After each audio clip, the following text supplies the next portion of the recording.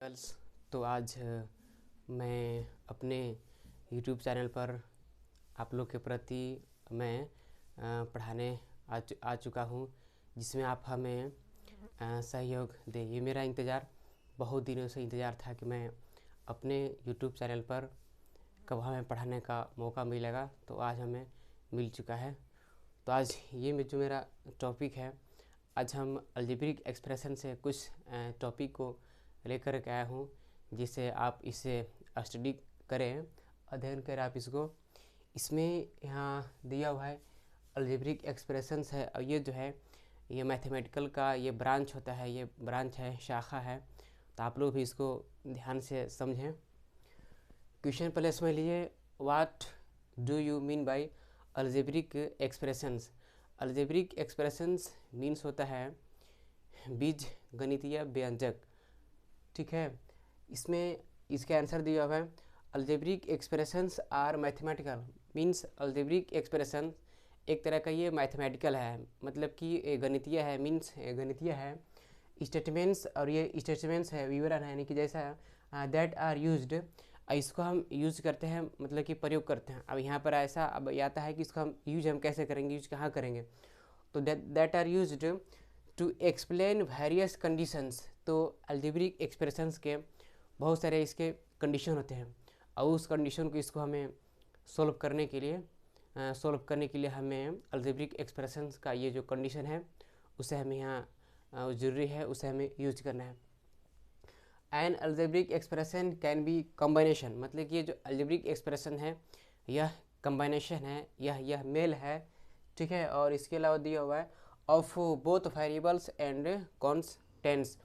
इसमें वेरिएबल्स भी होते हैं और इसमें कांस्टेंट भी होते हैं।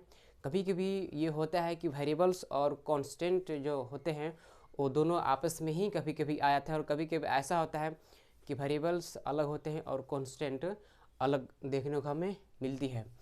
जैसे अभी वेरिएबल्स और कांस्टेंट को अभी हम लेते हैं कि क्या इसको बोलते हैं, जैसे हम एग्जांपल के तौर पर लेते हैं हम EX, ये जो है ये एग्जांपल है। तो यहाँ पर लिखा हुआ है 3x, ये है यहाँ 3x है। तो 3x ये जो देख रहे हैं, इसमें 3 जो ये लिखा हुआ है, ये 3 आपका लिए ये हो गया कांस्टेंट हो गया। तो यहाँ C जो लिखा है आप इसको सिर्फ और यहाँ कांस्टेंट समझिएगा। यहाँ जो C जो है ये कांस्टेंट हो गया। और इसके अलावा इसमें x जो है, x ये वेरिएबल है, मीन्स यहाँ v है, v4 का हो गया, ये वेरिएबल हो गया। तो जो कांस्टेंट जो रहता है वो चेंज होता नहीं है, ठीक है, और फिक्स रहता है। लेकिन जो वेरिएबल जो रहता है, वेरिएबल वो वेरी करता रहता है, वो बदलते रहता है, अपने जगह पर वो बदलता है, लेकिन ये जो है जैसे कि तैसे रहेगा। अब इसमें आगे हम इसके टाइप्स के बारे में पढ़ लेते हैं। आप तो देख लीजिए कि अलजेब्रिक एक्सप्रेशंस किसको बोलते हैं। अब इसके बाद इसके टाइप्स को हम पढ़ लेते हैं। इसमें इसके types of algebraic expressions, first है मोनोमियल। मोनोमियल मीन्स ऐसे होता है एक पदिया होता है। मोनोमियल मीन्स क्या होता है, एक पदिया होता है। और बाइनोमियल, इसको हम बाइनोमियल पढ़ेंगे। बाइनोमियल मीन्स द्विपदीय होता है, ट्राइनोमियल मीन्स त्रिपदीय होता है, और पोलिनोमियल मीन्स होता है बहुपद होता है, ठीक है। इसका आप ये जो है हिंदी में इसे पढ़ा जाता है। अब देखते हैं कि मोनोमियल मीन्स क्या होता है। तो मोनोमियल बोलते हैं केवल एक को बोलते हैं, मोनोमियल जो बोलते हैं केवल एक को बोलते हैं।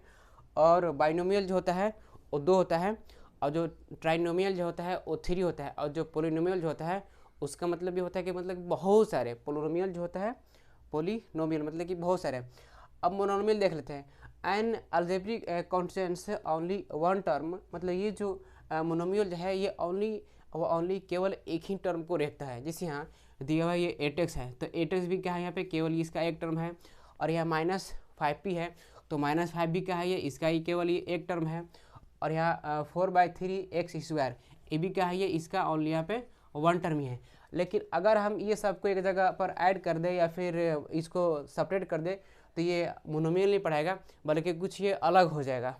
और इसके लिए यहाँ पे EDC मतलब कि और भी हो सकता है। अब आते हैं इसमें आते हैं बाइनोमियल में। तो एन अलजेब्रिक एक्सप्रेशन से कांस्टेंट मतलब ये रखता है ओनली 2 टर्म्स। ये जो है 2 टर्म्स को रखता है, मतलब कि 2 पद को रखता है ये, ठीक है। इसके अलावा देते हैं एग्जाम्पल। इसमें है x² -5, इसमें 2 टर्म्स है। एक टर्म्स तो देख रहे हैं कि ये वाला एक टर्म्स हो गया, इसके अलावा ये जो है ये भी एक है इसका टर्म्स है, तो इसमें 2 टर्म्स हो गया, इसमें भी 2 टर्म्स दिया हुआ है, एक ये टर्म्स इसके लिए हो गया और एक ये हो गया, इसमें कितना हो गया 2 टर्म्स इसमें हो गया, और यहाँ ETC है अब एक्स्ट्रा है, मतलब कि इसके अलावा और भी हो सकता है। अब देखते हैं ट्राइनोमियल। तो एन अलजेब्रिक एक्सप्रेशन से कॉन्टेंट्स ओनली 3 टर्म्स, ये जो है जो ट्राइनोमियल जो होते हैं ये 3 टर्म्स को रखते हैं।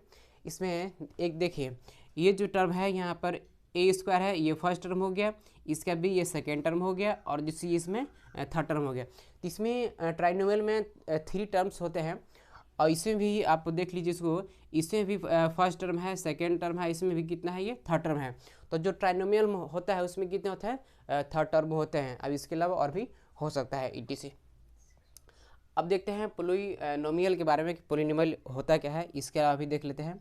इसमें है more than 3 terms, means 3 terms ये ज़्यादा होता है। इसमें ये होता है पोलिनोमियल मीन्स, पोलिनोमियल में होता ये है इसमें 3 टर्म से क्या होता है ज़्यादा होता है।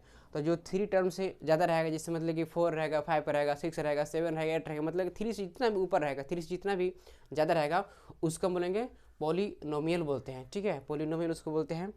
तो इसमें देखिए 2x के पावर 5 है, -4/5 है, x पावर 4 है, -3x³ है, प्लस यहाँ पे 6 है। तो इसमें 3 से ये ज़्यादा है, इसमें जो है 3 से ये ज़्यादा है।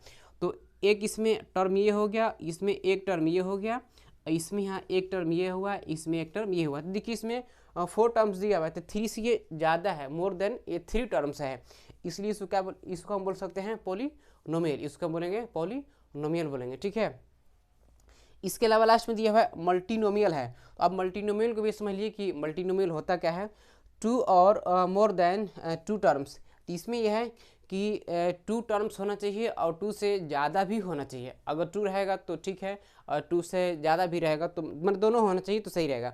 तो यहाँ पे 9x² प्लस 2x³ है, प्लस 3x² माइनस 4x। इसको हम ऊपर समझते हैं क्या लिखा हुआ है, यहाँ पर देखते हैं इसको। 9x² है, तो 9x² हो जाएगा plus 2x³ plus 3x² minus 4x। इसमें देख सकते हैं ऐसा हमको दिख रहा है 4 टर्म्स दिख रहा है, लेकिन इसमें 2 करके दिया हुआ है। 2 है कैसे ये, तो ये टर्म और ये टर्म ये दोनों को दोनों आपको दिख रहा है ये सेम है। ठीक है, 9x² और 3x² ये जो दोनों जो टर्म है ये सेम है। तो जब ये सेम हो गया तो इसको 1 ले लिया जाएगा। ठीक है, ये जो टर्म है ये टर्म इसका अलग है, ये जो टर्म है ये टर्म इसका अलग है। तो ये दोनों को मान के कितना हो गया, ये 2 ये हो गया और 1 इसे भी 2 तो दिख रहा है, लेकिन वो क्या है वो सेम है।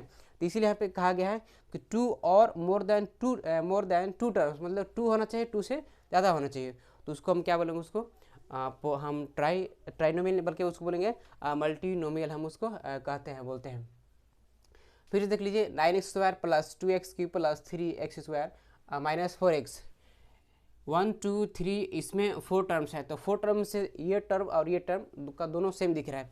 इसमें भी x² लगा हुआ है और इसमें भी x² लगा हुआ है। ठीक है, ये तो दोनों सेम हो गए। इसमें x³ है, इसमें x है, ये तो ओनली इसमें x है, इसमें x³ है, तो दोनों ये अलग अलग हो जाएंगे, बल्कि ये सेम नहीं होंगे। अब इसके अलावा हम देखते हैं कि नीचे में यहाँ दिया हुआ है, और ये जो है ये बहुत इम्पोर्टेंट है, ये बहुत ही एग्जाम पॉइंट से बहुत ये इम्पोर्टेंट है। इसमें है कि बीजगणित जो अलजेब्रिक एक्सप्रेशन होता है, इससे मतलब कि जनक कौन है। ठीक है, हम बोल सकते हैं कि फादर कौन है, मतलब कि पिता कौन है अलजेब्रिक एक्सप्रेशंस का, तो वो है यहाँ पर दिया हुआ है मोहम्मद इब्न मूसा अल ख्वारिजमी। ठीक है, 780 से 850 780 से 850 तक इसमें है। तो आप इसको सही से कंप्लीट कर लीजिएगा, याद कर लीजिएगा। ठीक है, तो अच्छा रहेगा आपके लिए। जितना भी हो सके इस वीडियो जो बनाए हैं आप इस जितना भी हो सके इस पर कमेंट भी कीजिए, शेयर भी कीजिए, और जितना भी हो सके इसको आप जितना भी रिलेशन में भी हो सके आप इसको शेयर कीजिए, तो आपके लिए अच्छा रहेगा, और आप कमेंट भी कीजिए। ठीक है, थैंक यू।